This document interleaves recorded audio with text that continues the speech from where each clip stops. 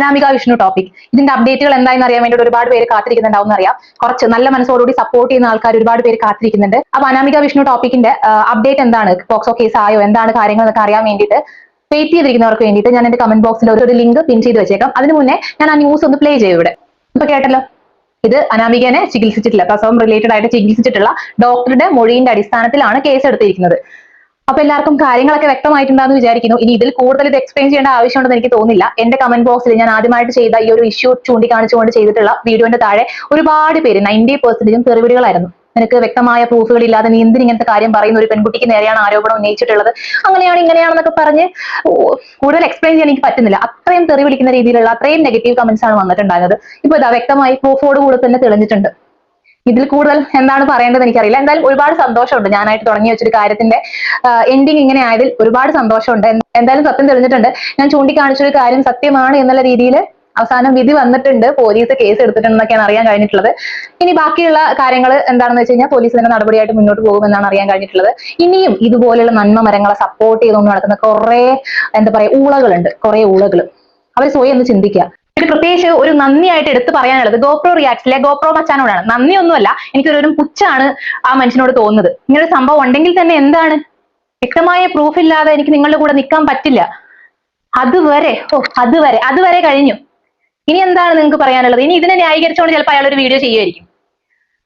നീ കാശ് വാങ്ങിയിട്ടാണോ GoPro മച്ചാനിലെ GoPro ഇവിടെ ഉദയഗിരിജാൻ ഫാമിലിനെ സപ്പോർട്ട് ചെയ്തിരുന്നത് എനിക്കറിയില്ല. എന്തായാലും അയാൾ ഇത് തിരുത്തി പറയേണ്ട ഒരു അവസരം വന്നിരിക്കുകയാണ്. അയാൾ തിരുത്തി പറയും എന്ന് തന്നെയാണ് എൻ്റെ ഒരു വിശ്വാസം. കുറച്ച് നട്ടലുള്ള ഒരാളാണെങ്കിൽ തിരുത്തി പറയണം അയാൾ. യെസ്, അയാൾ തിരുത്തി പറയും ഡെഫിനറ്റ്ലി. എന്താ തിരുത്തി പറഞ്ഞാൽ, നമുക്ക് ഈഗോ ഇല്ല. എനിക്ക് ഇഷ്ടപ്പെടാത്തൊരു വാക്കാണ് ഈഗോ. എനിക്ക് ഈഗോ ഇല്ല. ഡെഫിനറ്റ്ലി നമ്മൾ തിരുത്തി പറയും. ഏതായാലും ഒരു കാര്യം ഇവർ പറഞ്ഞതിൽ സന്തോഷം എന്താണെന്നറിയോ, ഞാൻ അവരോട് പറഞ്ഞൊരു കാര്യം എന്താണെന്ന് വെച്ചാൽ, till the time you give us proof, നിങ്ങൾ പ്രോപ്പറായിട്ടൊരു പ്രൂഫ് തരുന്നത് വരെ നമ്മൾ ഒരിക്കലും സപ്പോർട്ട് ചെയ്യില്ല, ഞാൻ ചെയ്യില്ല.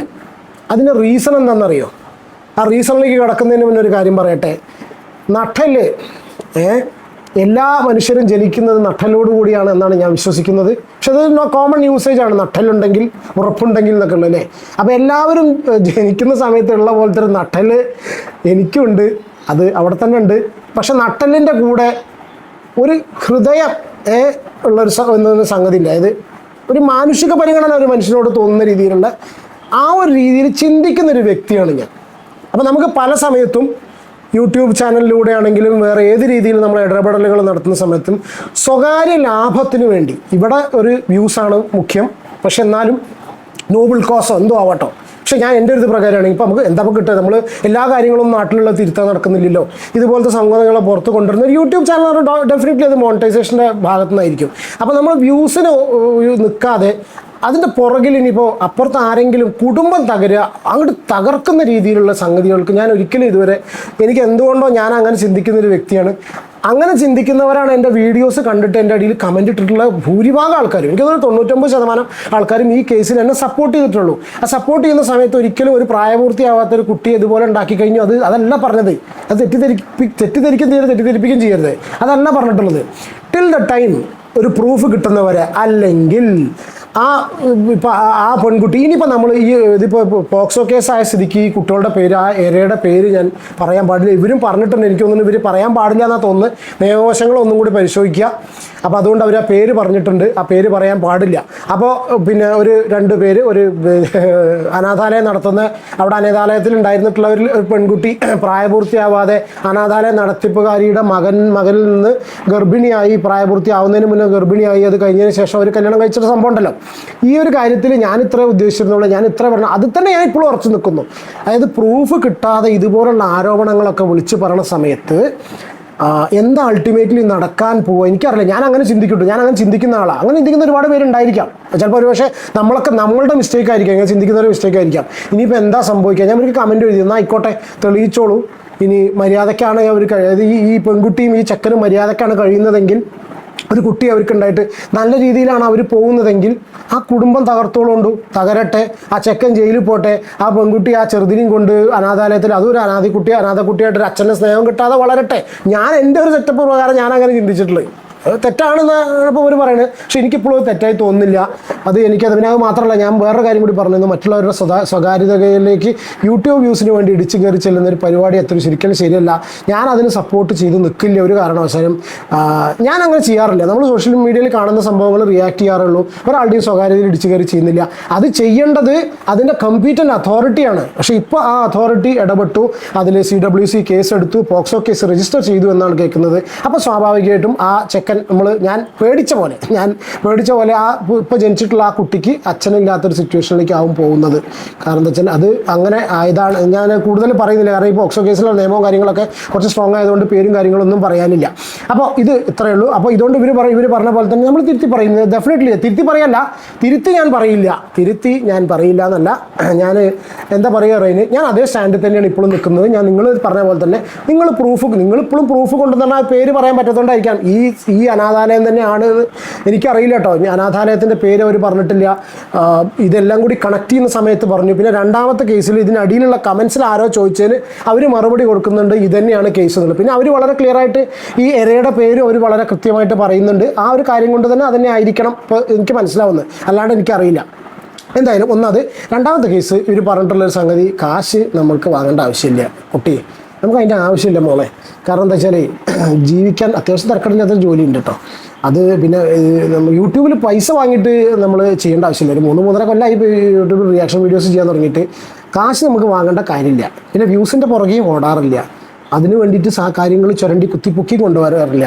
വ്യൂസ് ഇല്ല എന്ന് വിചാരിച്ച് ഡെസ്പറേറ്റ് ആവാറില്ല. വ്യൂസ് ഉണ്ട് എന്ന് വിചാരിച്ച് സന്തോഷിക്കാറില്ല. നമ്മളൊരു തിരക്ക് ഇങ്ങനെ പോകുന്നു. ഓഫ് കോഴ്സ് മോണിറ്റൈസേഷന് വേണ്ടിയിട്ട് തന്നെയാണ് യൂട്യൂബ് ചാനൽ നടത്തുന്നത്. പക്ഷേ അതിൽ കുറച്ചൊക്കെ എത്തിക്സ് സൂക്ഷിക്കാറുണ്ട്. എൻ്റെ എത്തിക്സ് ഇതാണ്, ഒരാളുടെ സ്വകാര്യതയിലേക്ക് കയറി ചെല്ലാറില്ല. സോഷ്യൽ മീഡിയയിൽ ആരെങ്കിലും കൊണ്ടുവന്നിട്ട് കഴിഞ്ഞാൽ അതിന് അഭിപ്രായം പറയും, പോകും. അപ്പോൾ ഈ ഒരു കാര്യത്തിൽ ഇത്ര തന്നെ ഉള്ളൂ. അപ്പോൾ കാശ് നമ്മൾ വാങ്ങുന്നില്ല. പിന്നെ നട്ടൽ അവിടെ തന്നെ ഉണ്ട്. അപ്പോൾ അതുകൊണ്ട് തന്നെ ഞാൻ ഈ ഒരു കാര്യം പറയുന്നു. പിന്നെ ഒരു കാര്യം, ഏതായാലും ഇത്രത്തോളം പറഞ്ഞ സ്ഥിതിക്ക് ഒരു സംഗതിയോട് പറയട്ടെ.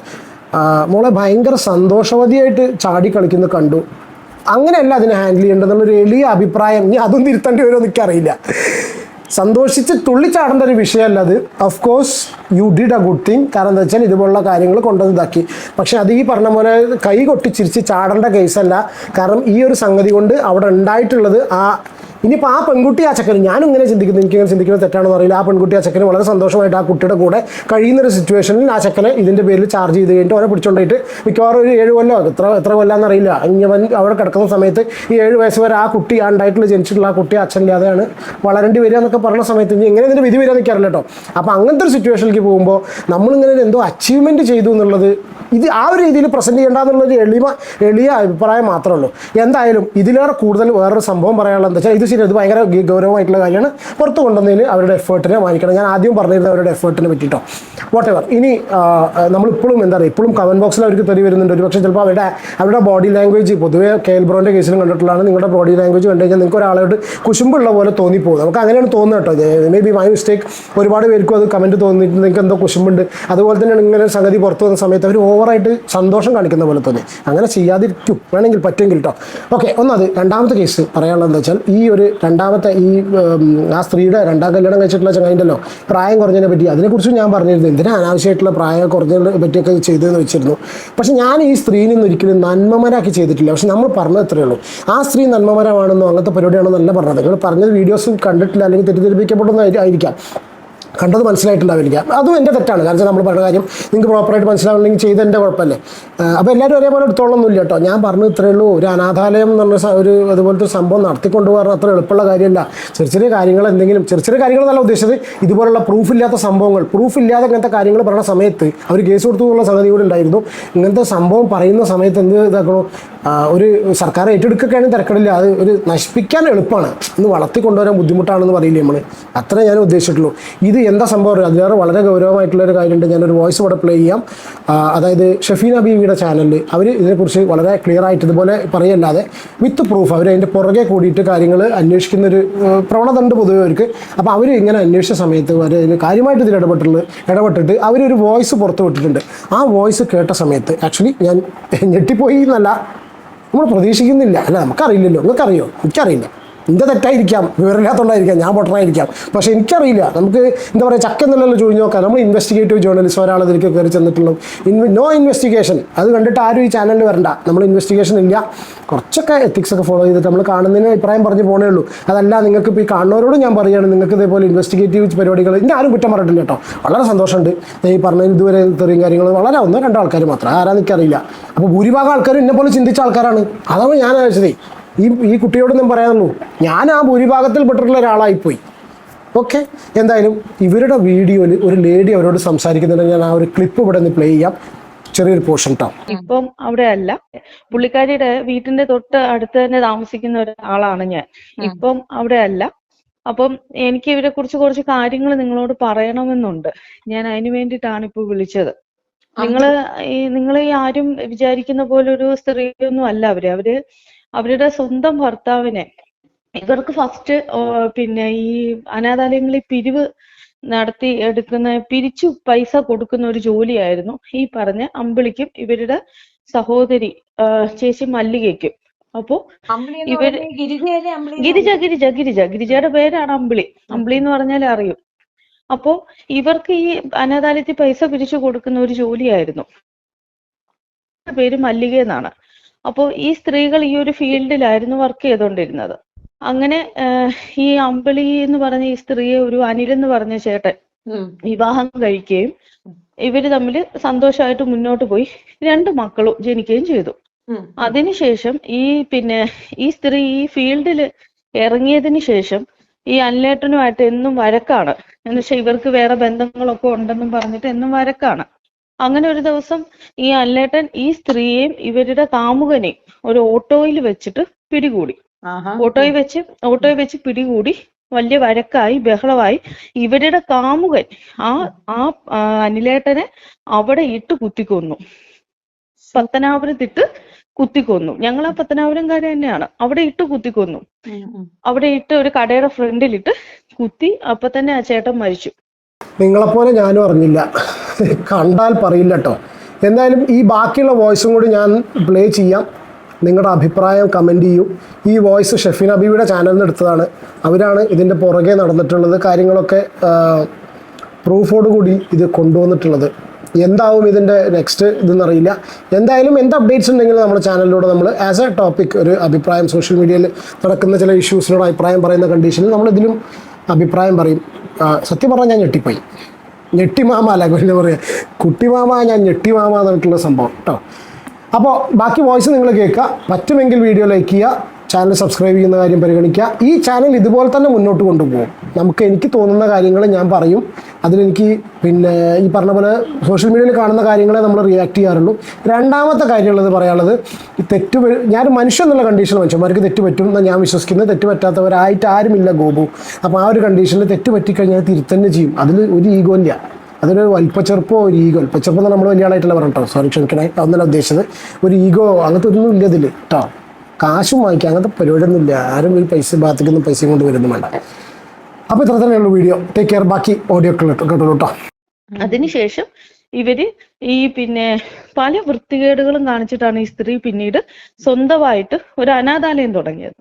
അന്ന് തൊട്ട് ഇവർക്ക് ചെയ്യാൻ പറ്റാത്ത ഒന്നുമില്ല. അത്രയ്ക്ക് വൃത്തികേട് ഈ സ്ത്രീ കാണിച്ചിട്ടുണ്ട്. അതിനുശേഷം സ്വന്തം ഭർത്താവിനെ കുത്തിക്കൊല്ലിച്ചതെന്ന് തന്നെ പറയാം. സത്യം പറഞ്ഞാല് അന്നൊക്കെ ഞങ്ങൾ ചെറുപ്പമാണ്, കൊച്ചു പിള്ളേരാണ്, 10-12 വയസ്സേ ഉള്ളൂ. അതിനുശേഷം ഇവര് അനാഥാലയം തുടങ്ങിയതിന് ശേഷം ഈ ഞങ്ങളുടെ ഒക്കെ വീട്ടിന്റെ അടുത്ത് തന്നെ ഉള്ള ഒരു പയ്യനുണ്ടായിരുന്നു. അവന് അന്ന് ആ ടൈമിൽ 2010 ആ ഒരു ടൈമിലാണേ. അപ്പോ ആ പയ്യന് 19 വയസ്സേ ഉള്ളൂ. ഞങ്ങളുടെ അപ്പൊ എനിക്ക് പിന്നീട് കുറച്ച് നാള് ഒരു 19 വയസ്സൊക്കെ ആയി. എനിക്കും ആ പയ്യന്റെ അത്രയും പ്രായമായി. അപ്പോ ഈ 19 വയസ്സുള്ള പയ്യൻ ഈ സ്ത്രീയായിട്ട് അവിഹിത ബന്ധം ഉണ്ടായിരുന്നു. മീൻസ് ഇവരുമായിട്ട് എല്ലാം രീതിയിലുള്ള ബന്ധം ഉണ്ടായിരുന്നു, ഞങ്ങൾക്കൊക്കെ അറിയാം. അപ്പോ ഇവര് പെട്ടെന്ന് ഇവനിൽ നിന്ന് അകന്നപ്പോ ഇവന് ഭയങ്കര വിഷമവും സങ്കടവും ഒക്കെ ആയി. അപ്പൊ ഇവന്റെ വെറുതായിട്ടുള്ള വീഡിയോ കാണിച്ചിട്ട് ഈ സ്ത്രീ പറഞ്ഞു, ഇനി എന്നെ ശല്യം ചെയ്താ ഞാൻ ഇത് നാട്ടിൽ മൊത്തം കാണിക്കും എന്നൊക്കെ പറഞ്ഞപ്പോ ഇവര് അകന്നു പോയതിൽ വലിയ സങ്കടമായി. അവൻ കയറി തൂങ്ങി മരിച്ചു. അങ്ങനെ ഇവന്റെ ഫോൺ ചെക്ക് ചെയ്തപ്പോ ഈ അമ്പിളിയുടെ അല്ലെങ്കിൽ ഞാൻ അഡ്രസ്സ് തരാം, പോയി തിരക്കി നോക്കിക്കോ. അല്ലെങ്കിൽ പത്തനാപുരം പോലീസ് സ്റ്റേഷൻ ഇല്ലേ, പത്തനാപുരം പോലീസ് സ്റ്റേഷനിൽ ഈ സ്ത്രീക്കെതിരെ ഈ പയ്യൻ മരിച്ചതിന് സംബന്ധിച്ച് ഒരു കേസുണ്ട്. മനസ്സിലായില്ലേ? അത് മാത്രമല്ല, ഇവരാണ് ഇതിന്റെ പിന്നിലെന്ന് അറിഞ്ഞപ്പോ ആ നാട്ടിലുള്ളവര്, ഇവര് താമസിച്ചുകൊണ്ടിരുന്ന ആ നാട്ടിലുള്ളവർ ഇവർക്കെതിരെ ഒരു ഫ്ലെക്സ് വെച്ചു, ഇവളെ ഇവിടുന്ന് തുരത്തുക എന്നും പറഞ്ഞ്. മനസ്സിലായോ? ഈ പയ്യന്റെ അച്ഛനും അമ്മയാണ് കൊണ്ടുപോയി കേസ് കൊടുത്തത് ഇവർക്കെതിരെ. അന്ന് പിന്നെ ജാമ്യമില്ലാ വകുപ്പിന് വാറന്റ് ഒക്കെ അതാണ് ഈ സ്ത്രീയുടെ പേർക്ക്. പിന്നെ ഇവർക്ക് കുറച്ച് സ്വാധീനമൊക്കെ ഉള്ളത് കൊണ്ട് അതങ്ങനെ അങ്ങ് പോയി. ഈ പിന്നെ ആത്മഹത്യാ പ്രേരണ കുറ്റം വലിയ ക്രൈമായിട്ട് ഇപ്പൊ എടുക്കുന്നില്ല, അതാണ്. എടുക്കുന്നില്ല. അല്ല, ആ ഒരു ടൈമിൽ ഇവർക്കെതിരെ ജനങ്ങൾ വലിയ പ്രക്ഷോഭമായിരുന്നു. ഇവർക്കെതിരെ ഫ്ലെക്സും മറ്റുള്ള കാര്യങ്ങളും ഒക്കെ വെച്ചു. ഈ പിന്നെ ആത്മഹത്യാ പ്രേരണ കുറ്റം വലിയ ക്രൈമായിട്ട് ഇപ്പൊ എടുക്കുന്നില്ല, അതാണ്. എടുക്കുന്നില്ല. അല്ല, ആ ഒരു ടൈമിൽ ഇവർക്കെതിരെ ജനങ്ങൾ വലിയ പ്രക്ഷോഭമായിരുന്നു. ഇവർക്കെതിരെ ഫ്ലെക്സും മറ്റുള്ള കാര്യങ്ങളും ഒക്കെ വെച്ചു. ഇതൊക്കെ വെച്ച് കഴിഞ്ഞിട്ട് ആണ് പക്ഷെ ഇവള് ഒളിവിൽ പോയി. ഇവള് ഈ പറഞ്ഞ സ്ത്രീ ഒളിവിൽ പോയതിന് ശേഷം, അല്ലെ ഞാൻ പറഞ്ഞത് കൊണ്ട് മാത്രം നിങ്ങളത് വിശ്വസിക്കണ്ട, അല്ലെങ്കിൽ നിങ്ങളത് ഒരു ഇതിലെടുക്കണ്ട. അവിടെ ചെല്ലുക. ഞാൻ പ്രൂഫ് ഇപ്പൊ എനിക്ക് പുറമേ വന്ന് നിങ്ങളോട് ആരോടും വന്ന് പറയാൻ പറ്റില്ല.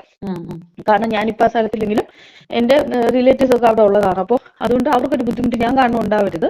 പക്ഷെ പറയണം എന്ന് കരുതിയതുകൊണ്ട് ഞാൻ പറഞ്ഞു വന്നു. കാരണം എനിക്ക് ഇത്രയും പറയാൻ കാര്യം എന്നറിയോ, ഈ സ്ത്രീയെ പൊക്കി പിടിച്ചുകൊണ്ട് കുറെ യൂട്യൂബ് ചാനലുകൾ ഞാൻ കണ്ടപ്പോ സത്യം ഞാൻ കണ്ണു നിറഞ്ഞുപോയി. കുറെ യൂട്യൂബ് ചാനലുകൾ വളരെ ദാനശീലയാണ്, അതാണ് ഇതാണ്, സ്വന്തം മകനെ കെട്ടിച്ചു കൊടുത്തു എന്നൊക്കെ പറഞ്ഞിട്ട് ഇങ്ങനെ കാണിച്ചു. പക്ഷെ ഇവരുടെ മകന് സത്യം പറഞ്ഞ ആ പത്തനാപുരത്ത് ആരേലും പെണ്ണു കൊടുക്കുമെന്ന് തോന്നുന്നുണ്ടോ? ഇവരുടെ ഈ സ്ത്രീയുടെ എത്രാമത്തെ ഭർത്താവാണെന്ന് അറിയാവോ? ഇപ്പൊ വീണ്ടും വിവാഹം കഴിച്ചു. ഇവരുടെ ചേച്ചിയും അങ്ങനെ തന്നെ. ആദ്യത്തെ ഭർത്താവിനെ കളഞ്ഞിട്ട് പിന്നെ പുള്ളി ആദ്യത്തെ ഭർത്താവ് എന്നൊക്കെ പറയുമ്പോൾ ആ ചേട്ടനൊക്കെ നമ്മുടെ വീട്ടിലൊക്കെ എപ്പോഴും സഹകരിക്കുകയും ചെയ്തുകൊണ്ടിരുന്ന ഇവരുടെ ചേച്ചിയുടെ മല്ലികയുടെ അവനെ കളഞ്ഞ് അവനും മരിച്ചുപോയി. അതിനുശേഷം ഇപ്പൊ വേറൊരാളുടെ കൂടെ. പിന്നെ രണ്ടാമത്തെ കാര്യം, ഈ സ്ത്രീ ഈ മോനെ ഇങ്ങനെ കെട്ടിച്ചു വെച്ചതൊന്നും അല്ല. ഇവര് ഇവിടെ നിന്നപ്പോൾ തന്നെ, അതിനെക്കുറിച്ച് എനിക്ക് കൂടുതലായിട്ടൊന്നും അറിയില്ല, പക്ഷെ എന്റെ ഒരു ഇത് വെച്ച് ഞാൻ പറയാണ്, ഇവര് ഈ മകൻ ഈ പെണ്ണിനോട് എന്തെങ്കിലും ഇതായിട്ട് പെരുമാറി ചിലപ്പോൾ പ്രഗ്നന്റും എല്ലാം ആയപ്പോൾ വേറെ ഒരു നിവൃത്തി ഇല്ലാതെ കെട്ടിച്ചു വെച്ചതായിരിക്കാം. എനിക്ക് അങ്ങനെയാണ് തോന്നുന്നത്. അതേപോലെ ഇവൾ എത്ര പിള്ളേരെ പേരും പറഞ്ഞ് ഇവൾ എത്ര പൈസ പിരിക്കുമെന്നറിയാമോ? എത്ര പൈസ, ഇതിനൊന്നും കണക്കില്ല. എത്ര പേര് എത്ര പൈസ ഇവർക്ക് കൊടുക്കുന്നുണ്ട്, അല്ലെങ്കിൽ എന്താണ് എങ്ങനെയാണ്, ഇതിനെ കുറിച്ച് ഒന്നും ഒരു അറിവോ കാര്യങ്ങളോ ഒന്നും ഇല്ല. പിന്നെ ഞാൻ ഈ പറഞ്ഞ സത്യമാണോ ഇല്ലയോ എന്നുള്ളത് വെറുതെ ഒരു ഇങ്ങനെ ഈ പേര് പറയണ്ട, വെറുതെ വന്നിട്ട് ആ സ്ഥലത്ത് അഡ്രസ് ആയത് ഒന്ന് തിരക്കാൻ നിങ്ങൾക്ക് മനസ്സിലാക്കാവുന്ന കാര്യമുള്ളൂ. അപ്പോ ഞാനിപ്പോഴും നിങ്ങളുടെ വശകാലം നമുക്ക് പലർക്കും പല മൈൻഡ് ആയിരിക്കും അല്ലെ, നമ്മളോട് പലരും ചെയ്യുന്നതിനനുസരിച്ചായിരിക്കും നമ്മളിപ്പോ പുറമേ ഉള്ളവർക്ക് അത് മനസ്സിലാവണമെന്നില്ല. നിങ്ങളുടെ ഭാഗത്ത് നിന്ന് ചിന്തിക്കുമ്പോൾ നിങ്ങളുടെ ശരി എന്താണ് തെറ്റെന്താണെന്ന് മനസ്സിലാവും. അപ്പൊ അതറിയാതെ കുറച്ച് പേര് ഈ കമന്റ് ഇടാൻ വരുന്നവരുണ്ട്. അവരുടെ ഭാഗം മാത്രമേ ചിന്തിക്കുന്നുള്ളൂ. അല്ലെ, ഏതാണ് കൂടുതൽ പോസിറ്റീവ് ഏതാണ് കൂടുതൽ നെഗറ്റീവ് അതേ ചിന്തിക്കുന്നുള്ളൂ. ഞാനിപ്പോ ഇത് പറയാൻ കാര്യം എന്ന് വെച്ചാൽ എനിക്ക് അത്രയ്ക്ക് വിഷമമുണ്ടാണ്. ഈ സ്ത്രീയെ ഇങ്ങനെ പൊക്കി പിടിച്ചുകൊണ്ട് നടക്കുന്ന കാണുമ്പോൾ ഞാൻ ആദ്യമൊക്കെ കമന്റ് ഇട്ടിരുന്നു. പക്ഷെ പല യൂട്യൂബ് ചാനലുകളും ആ കമന്റ് റിമൂവ് ചെയ്തു, എന്റെ കമന്റ്. അപ്പോ എന്തുകൊണ്ടാണെന്ന് എനിക്ക് അറിയില്ല. അപ്പൊ അവർക്ക് ഈ പിന്നെ സപ്പോർട്ടീവ് കിട്ടുന്ന ഇതല്ല, അവര് സപ്പോർട്ടായിട്ടല്ലേ പറയുന്നത്. അപ്പൊ നമ്മൾ നെഗറ്റീവ് കമന്റ് അവിടെ വരരുതെന്ന് കരുതി ഇവരിത് റിമൂവ് ചെയ്ത് കളയും. സോ അപ്പൊ എനിക്കിപ്പോ നിങ്ങളുടെ നമ്പർ കിട്ടിയപ്പോ വളരെ എക്സൈറ്റ്മെന്റ് ആയി. പെട്ടെന്ന് നിങ്ങളെ വിളിച്ചത് പറയണം. അതുകൊണ്ടാണ് അപ്പൊ ഹസ്ബൻഡ് പറഞ്ഞു, എടി പുള്ളിക്കാരി ഉറങ്ങിക്കാണും. ഞാൻ പറഞ്ഞില്ല, ജസ്റ്റ് എന്തായാലും നോക്കാം. ഭർത്താവ് എനിക്ക് ഇന്ന് ഓർമ്മയുണ്ട്, ഒരു രാവിലെ ഒരു 7:30 മണി ടൈമിലാണ് ഇവരുടെ ഭർത്താവ് മരിക്കുന്നത്. അപ്പം അന്ന് ഞങ്ങളുടെ നാട്ടിലുള്ള ഒരു കടയുണ്ട്, ഒരു ഹോട്ടല്. ആ ഹോട്ടലിന്റെ മുമ്പിൽ വന്നിട്ടാണ് കുത്തു കൊണ്ടിട്ട് ആ ഹോട്ടലിന്റെ മുമ്പിൽ വന്നിട്ട് ഒരു ഇറ്റ് വെള്ളത്തിന് വേണ്ടി അയാൾ അവിടെ കിടന്ന് പെടുന്ന ഒരു ടൈം ഉണ്ടായിരുന്നു. എന്റെ അമ്മ പറഞ്ഞിട്ടുള്ളതാണ് കേട്ടോ. അപ്പം അങ്ങനെ അത്രയും ക്രൂരയായ ഒരു സ്ത്രീ. ഇവർക്ക് ഭർത്താവൊന്നും ഇല്ല, കണ്ണിൽ കണ്ടവരെല്ലാം ഭർത്താക്കന്മാരാ. ഇവരുടെ അമ്മ ഒരു തങ്കമ്മ ഈ സ്ത്രീയുടെ അമ്മയുടെ പേര്. ഒരു ഡാൻസർ ആയിരുന്നു. പിന്നെ ഈ അമ്പലങ്ങളിലും ഒക്കെ ഡാൻസ് കളിച്ച് ആയിരുന്നു അവര് ജീവിച്ചുകൊണ്ടിരുന്നത്. ഒരു കൊല്ലംകാരിയാണ്. അപ്പൊ ഇവരുടെ ഒക്കെ ഡീറ്റെയിൽസ് ചെറുപ്പകാലം തൊട്ടേ ഞങ്ങൾക്ക് അറിയാം. മനസ്സിലായി, അവിടെ എന്ത് നടന്നാലും ഇന്നും ഞാൻ ഇവിടെ ആണെങ്കിലും എനിക്ക് കൃത്യമായിട്ട് അറിയാൻ പറ്റും. പിന്നെ ഇവര് ഞാൻ നമുക്ക് തലവേദന എടുക്കണമെന്നല്ലോ. അല്ല ഇത് അപ്പൊ ഇപ്പം ഷെഫിന മേഡത്തിന് ഇവരെ ഒന്നും അറിയില്ല, എന്നിട്ട് പോലും ഇത്ര കേട്ടപ്പോ അപ്പൊ നമ്മളൊക്കെ ഇവരുടെ ചെറുപ്പകാലം തൊട്ട് ഇവരുടെ ലീലാവിലാസങ്ങള് കണ്ടും കേട്ടും വളർന്ന് നമ്മളോട് വന്നിട്ട് ഇവര് പുണ്യവതിയാണ്, ഇവര് അതാണ് ഇതാണെന്ന് പറയുമ്പോൾ നമുക്ക് എന്തുമാത്രം ഇറിറ്റേഷൻ ഉണ്ടാവും. നമുക്കത് ജനങ്ങളോട് വിളിച്ചു പറയണമെന്ന് ഉണ്ട്. പക്ഷെ നമ്മളിപ്പോ ഒരു വീഡിയോ ഇട്ടാൽ തന്നെ എത്ര പേര് കാണാനാ? കൂടിപ്പോയ 10-100 പേര് കാണും. അതുകൊണ്ട് എന്തെങ്കിലും കാര്യമുണ്ടോ? നമുക്ക് അതുകൊണ്ട് എന്തെങ്കിലും പ്രയോജനമുണ്ടോ? ഒന്നുമില്ല. പിന്നെ നമ്മളെ റോസ്റ്റ് ചെയ്യാൻ വേണ്ടിയിട്ടായിരിക്കും കുറെ പേര് ഇറങ്ങി നിൽക്കുന്നത്. പിന്നെ നമ്മൾ അങ്ങനെ ചെയ്തിട്ടും കാര്യമില്ല. പിന്നെ നിങ്ങളെപ്പോലെ അറിയുന്നവരത് ഒന്ന് ജസ്റ്റ് ഇപ്പം നമ്പർ കിട്ടി ഞാൻ വിളിച്ചു പറഞ്ഞു, അപ്പൊ നിങ്ങൾക്കും കൂടി സത്യമാണെന്ന് തോന്നിയാൽ ഞാൻ ഇപ്പോഴും പറയുന്നു, ഒന്ന് അന്വേഷിക്കുക. പത്തനാപുരം പോലീസ് സ്റ്റേഷനിൽ ഇവർക്കെതിരെ ഒരു കേസ് ഉണ്ടോ എന്ന് അന്വേഷിക്കുക. ഒരു പയ്യൻ തൂങ്ങി മരിച്ചത് അത് വലിയ പ്രക്ഷോഭമായിരുന്നു ആ നാട്ടില്. കാരണം ഈ സ്ത്രീ അത്രയും പ്രായം കുറഞ്ഞ പയ്യനുമായിട്ട് വരെ അടുപ്പത്തിലാകാന്ന് വെച്ചാ എന്താ ഒന്ന് ആലോചിച്ച് നോക്കിയേ. അത്രയും പ്രായം, അന്ന് അവർക്ക് 40 വയസ്സുണ്ട്. ഈ പയ്യന് 19. ഈ പയ്യൻ ഞങ്ങളുടെയൊക്കെ പ്രായമാണ്. അപ്പൊ ഫോൺ പരിശോധിച്ചപ്പോ ആണ് പോലീസിന് ഇത് കിട്ടിയത്. അപ്പൊ ഇവള് ഒളിവിപ്പോയി.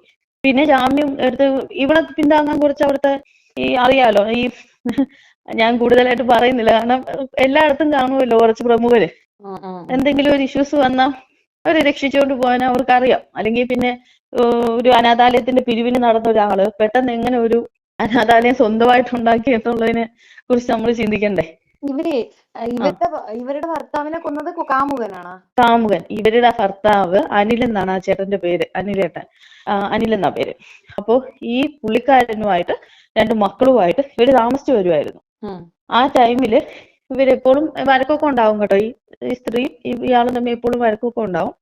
അങ്ങനെ ഒരു ദിവസം പത്തനാപുരത്ത് വെച്ചിട്ട് ഓട്ടോയിൽ ഈ കാമുകനും ഈ സ്ത്രീയും ഓട്ടോയിൽ ഇരുന്നപ്പോ അനിലേട്ടൻ കൈ കാണിച്ചു ചേർത്തപ്പോ ഇവർ രണ്ടുപേരുമാണ് പിടിച്ചിറക്കി അവിടെ വെച്ച് ഈ സ്ത്രീയെ മർദ്ദിക്കുകയും പിന്നെ ഈ കാമുകനുമായിട്ട് വഴക്കുണ്ടാവുകയും ചെയ്തു.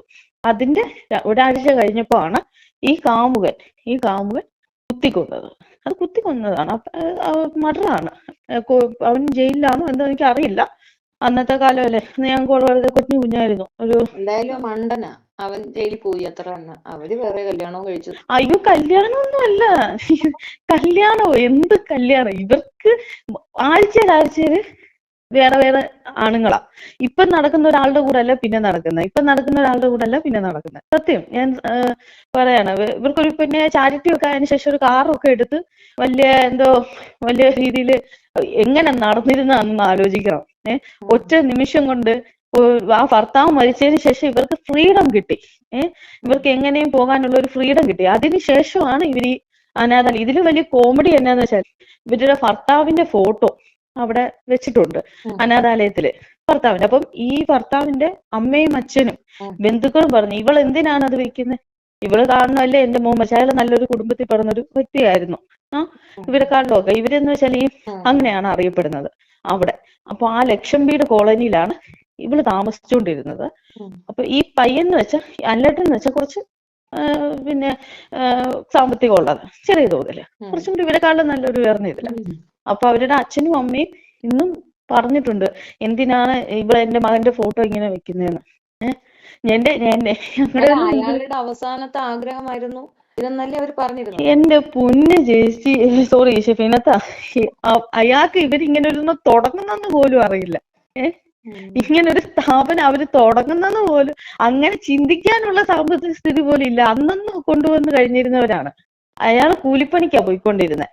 അയാൾ എങ്ങനെയാ ഒപ്പം ചിന്തിക്കുന്നേ? നാളെ ഞാനൊരു ചാരിറ്റി സ്ഥാപനം തുടങ്ങുമ്പോ എന്റെ പേര് ഭൂസ്വത്ത് ഉണ്ടവരിലാണെങ്കിൽ നമുക്ക് പറയാം, നാളെ ആ ഭൂസ്വത്ത് കൊണ്ട് നമ്മൾ തുടങ്ങി കഴിഞ്ഞിട്ട് നാളെ ആ ചാരിറ്റിയിൽ എന്റെ പേര് ഇടണോ, അല്ലെങ്കിൽ അങ്ങനെ ചിന്തിക്കാം. ഇത് അന്നൊന്ന് കൊണ്ടുവന്ന് കഴിഞ്ഞിരുന്ന ഒരു വ്യക്തി അനിൽ എന്ന് പറഞ്ഞ ആ ചേട്ടൻ എങ്ങനെയാണ് ഈ പിന്നെ എന്റെ പേര് ഇടണോന്ന് ഇവരോട് പറയുന്നത്? ഒന്ന് ആലോചിച്ച് നോക്കിക്കേ. ഇവര് മരിച്ചു പോകുന്നു, അല്ലെങ്കിൽ അനിലേട്ടൻ മരിച്ചു പോകുന്ന നേരത്തെ അനിലേട്ടൻ അറിയാവോ? ഇല്ലല്ലോ. ഈ സ്ത്രീയാണ് അവരുടെ മുഖം കാണുന്നത് പോലും എനിക്ക് വെറുപ്പാണ്. കാരണം ഞാൻ കണ്ടു വളർന്ന ഒരു സ്ത്രീയാണിത്. അതുകൊണ്ടാണ് ഞാൻ പറഞ്ഞത്. ഇവരുടെ വീട്ടിലന്ന് ഞങ്ങൾക്കൊരു ഈ സ്ത്രീശക്തി എന്ന് പറഞ്ഞൊരിതുണ്ട്. അപ്പൊ എനിക്കല്ല, എന്റെ അമ്മയ്ക്ക്. അപ്പൊ എന്റെ അമ്മയുടെ സ്ത്രീശക്തിയില് ആദ്യത്തെ സെക്രട്ടറി ഇവളായിരുന്നു, ഈ അമ്പിളി സെക്രട്ടറി. അതിനുശേഷം ഇവള് ലോൺ എടുത്തിട്ട് കുറച്ച് പൈസ എല്ലാം മുക്കി കളഞ്ഞിട്ട് അതിനുശേഷമാണ് വേറൊരു പെണ്ണിനെ അവിടെ തന്നെ ഉള്ള വേറൊരു ചേച്ചിയെ പിടിച്ച് പ്രസിഡന്റ് സെക്രട്ടറി ആക്കിയത്. അതിനുശേഷം ഇവള് മുങ്ങി. പക്ഷെ ഇവളുടെ ചേച്ചി ഇപ്പോഴും ആ സ്ത്രീശക്തിയിൽ അംഗമാണ്. ആ അതുകൊണ്ട് പയ്യന്റെ കേസ് പിന്നെ പറയുന്നത് ഭയങ്കര കള്ളുകുടിയും ബാക്കി പ്രശ്നമാണ്. ഇവളുടെ മോനല്ലേ അവന് വേറെ എവിടെങ്കിലും പെണ്ണ് കിട്ടുമോ? എന്നാ പിന്നെ ഇങ്ങനെ ചിന്തിക്കാനായിരുന്നു. ഇതൊക്കെ രഹസ്യമായിട്ടൊക്കെ നടത്തിയിട്ട് മിണ്ടാതിരുന്നാ പോരായിരുന്നു. ഇതിപ്പോ യൂട്യൂബിൽ കൊണ്ടിട്ടത് കൊണ്ടല്ലേ ഇവരുടെ ഒക്കെ ചരിത്രം എല്ലാരും കയറി തോന്നുന്നത്. അപ്പൊ ഇവർക്ക് എന്നാ കിട്ടേണ്ടത്? കണ്ടന്റ് കിട്ടണം. ഇവർക്ക് തന്നെ വലിയ നന്മമരമാകണം. എത്ര ഒക്കെ ആണേലും കാക്ക വിളിച്ചാ കൊക്ക. ഇവളെ എങ്ങനെ നന്മമരമാക്കി? ഇവള് കുറച്ച് പുറകിലോട്ട് ചിന്തിച്ചു നോക്കിയാ ഇവളെ പോലെ വൃത്തികേട് ചെയ്ത ഒരു സ്ത്രീ ലോകത്തില്ല. അപ്പൊ ഇവൾ എങ്ങനെ നന്മമരമാവും? പെട്ടെന്ന് ഒരു ദിവസം ഇങ്ങനെയൊക്കെ കാണിച്ചാൽ നന്മമരമാവോ? അല്ല, അതല്ല, അതിൽ കൂടെ ഫണ്ട് വരുമേ. പക്ഷെ എന്തിനാണ് ഇങ്ങനെ ഇൻവെസ്റ്റ് ആ കുഞ്ഞുങ്ങൾക്ക്? സത്യം പറഞ്ഞാൽ ഇന്നും ആ പരിസരത്തുള്ള വീടുകളിൽ നിന്നാണ് ആ കുഞ്ഞുങ്ങൾക്ക് ഡ്രസ്സ് കൊടുക്കുന്നത്. അപ്പൊ ഇത്രയും ഫണ്ട് വരുന്നവർക്ക് ഒരു ജോഡി ഡ്രസ്സ് ആ കൊച്ചുങ്ങൾക്ക് എടുത്തു കൊടുക്കാനില്ലെന്ന് വെച്ചാൽ ഒന്ന് ആലോചിച്ച് നോക്കിയേ. ഞാന് ഇപ്പൊ ഞാൻ ചെയ്തിട്ട് പറയുന്നത്, ഞാൻ എല്ലാ മാസവും എനിക്ക് കിട്ടുന്നതിൽ ഒരു പങ്ക്, അല്ലെങ്കിൽ എന്റെ ഹസ്ബൻഡിന് എനിക്കും കിട്ടുന്നതിൽ ഒരു പങ്ക് എപ്പോഴും നമ്മള് ഇല്ലാത്ത കുഞ്ഞുങ്ങൾക്ക് കൊടുക്കും. അല്ലെങ്കിൽ പിന്നെ ടൗണിൽ കൊണ്ടുപോയി ഒരു നേരത്തെ ഭക്ഷണം ഞായറാഴ്ച തോറും ഒരു 50 പേർക്ക് കൊടുക്കുന്ന ഒരു രീതിയുണ്ട്. അപ്പൊ ഞാൻ എപ്പോഴും ഹസ്ബൻഡിനോട് പറയും, ഇങ്ങനെ ചാരിറ്റി ഇങ്ങനെയുള്ള ഇവിടെ കൊണ്ടുപോയി കൊടുക്കരുത്. അവർക്കൊന്നും അതിൽ കിട്ടത്തില്ല. നമ്മളെ കൊടുക്കുക. റോഡ് വഴി പോകുമ്പോ ഒരാൾക്ക് ഇല്ല എന്നുണ്ടെങ്കിൽ 100 രൂപ 1000 രൂപ എടുത്ത് കൊടുക്കുക. അങ്ങനെ കൊടുത്താൽ അതിലൊരു നന്മയുണ്ട്. ഇങ്ങനെ കൊടുക്കുന്ന കാശൊക്കെ ഇവരുടെ അണ്ണാക്കിനകത്തോട്ടേ പോകത്തുള്ളൂ. അവർക്ക് പഴയതും വീട്ട് കീറിയതും ഒക്കെ ഉള്ള ഡ്രസ്സ് കിട്ടുകയും പിന്നെ വളരെ പരിമിതമായിട്ടുള്ള ഭക്ഷണം കൊടുക്കുകയും ചെയ്യും.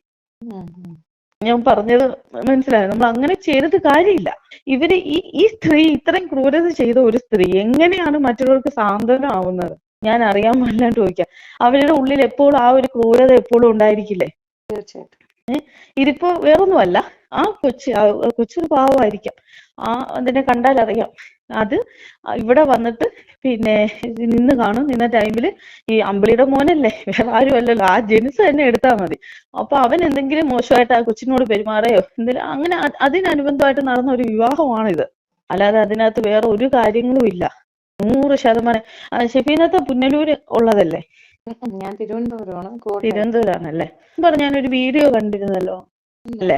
ഓക്കെ. അപ്പൊ അവിടെ പത്തനാപുരം അറിയാമെങ്കിൽ അവിടെ ഒന്ന് ജസ്റ്റ് ഒന്ന് ആരെങ്കിലും ഉണ്ടെങ്കിൽ ഒന്ന് തിരക്കി നോക്ക്. അപ്പൊ അതിനെക്കുറിച്ച് കൂടുതലും ഡീറ്റെയിൽസ് ആയിട്ട് അവര് പറഞ്ഞു തരും. അല്ലെ അവിടുത്തെ പോലീസ് സ്റ്റേഷനിൽ ഇവർക്കെതിരെ ഇങ്ങനൊരു കേസ് ഉണ്ടായിരുന്നോ എന്നൊന്ന് ജസ്റ്റ് ഒന്ന് തിരക്കിയാലും മതി. കാരണം വീഡിയോ ആക്കി ഇടുന്നതിന് മുമ്പ് ഇപ്പം ഞാനൊരാള് പറഞ്ഞു എന്ന് കരുതി പെട്ടെന്ന് ചാടിക്കേറി അല്ലല്ലോ, അവിടെ തന്നെ ഒരുപാട് പേര് ഇതൊക്കെ പറഞ്ഞതാണ്. അല്ല, ഞാൻ പറഞ്ഞതേ ഉള്ളൂ. നമ്മൾ അങ്ങനെ വീഡിയോ ഇട്ടിട്ടും കാര്യമില്ല. നാളെ എനിക്ക് പ്രശ്നമില്ല, പക്ഷെ എന്റെ ഐഡന്റിറ്റി ഞാൻ വെളിവാക്കാൻ പറ്റില്ല. കാരണം എന്ന് വെച്ചാൽ ഞാൻ പറഞ്ഞില്ല, എന്റെ റിലേറ്റീവ്സ് ഒക്കെ അവിടെ ഇപ്പോഴും താമസിക്കുന്നവരാണേ. അപ്പൊ നാളെ ഇനിയിപ്പം ഇതിന്റെ പേരിൽ നാളെ അവരുടെ വീട്ടിലൊക്കെ കയറി വരക്കിന് പോകും. വേറൊന്നും പേടിച്ചിട്ടല്ല, വെറുതെ ഒരു ഇഷ്യൂസ് നമ്മളായിട്ട് ക്രിയേറ്റ് ചെയ്യണ്ടല്ലോ എന്ന് കരുതി